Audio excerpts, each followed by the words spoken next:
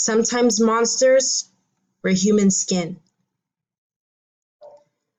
Although I've never said aloud, I know I'm not a good person.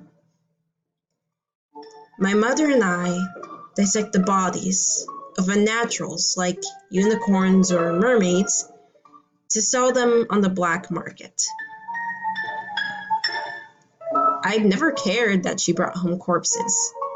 I never knew them in life, and I wasn't the one who murdered them. My mother did. But then she brought home a living subject. I had never operated on a living being before. Suddenly, whatever sense of morality I had left kicked in. I couldn't do it. So I set him free.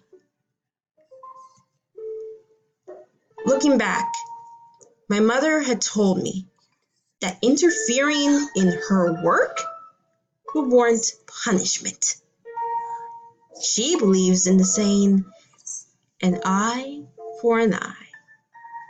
Well, since I'm an unnatural with the ability to heal myself at an accelerated rate, she sold me, her only daughter, simply because I disobeyed her. Karma bites, huh? Only now am I beginning to see the other side of our work. How we regarded our subjects as disposable toys. Now, I know better. I'm a deranged monster.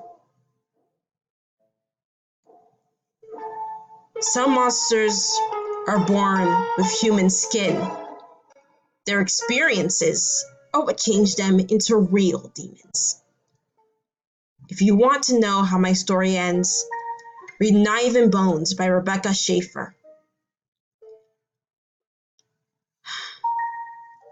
I hope I survive. Farewell, and see you on the other side.